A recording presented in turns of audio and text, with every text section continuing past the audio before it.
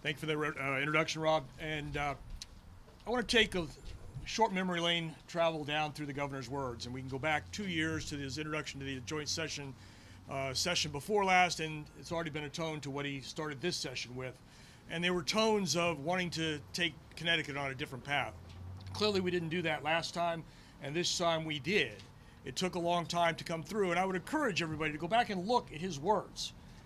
He first started on, after the session ended, stating that he didn't want to run the state by executive order. That's not how the state's supposed to be run, by a vote of one.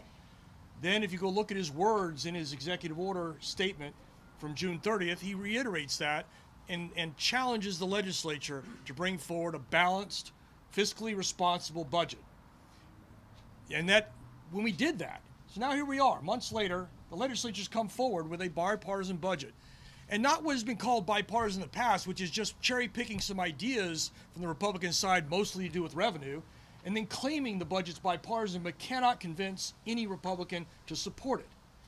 There's a fundamental difference between calling something bipartisan because you take a few ideas that you like because they bring revenue, and actually putting together a program and a agreement that actually gets votes by the Democrat side. That is what we put forward. And you do. You have 3 senators and you have 5 representatives that voted in favor after spending a lot of time looking at what was proposed by the Republicans and coming to agreement that it is the right now for the state of Connecticut to move in that direction.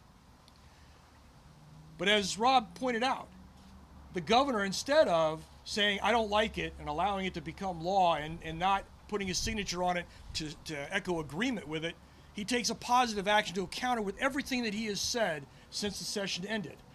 Not to run the state by a vote of one. That's exactly what he did by his veto.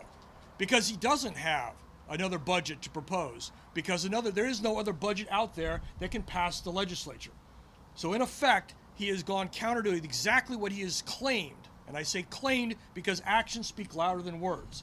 The actions of vetoing the bipartisan budget indicates that his words were meaningless up until this point, and he actually wants to run this state under his rule, because you will remember from the beginning, he looked at the Democrat budget, he looked at the Republican proposals, and he said, I don't like any of them, I only like what I proposed.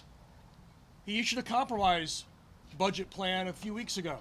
Once again, this is the only thing that I like. So if it's my idea, I'll support it. If not, I don't.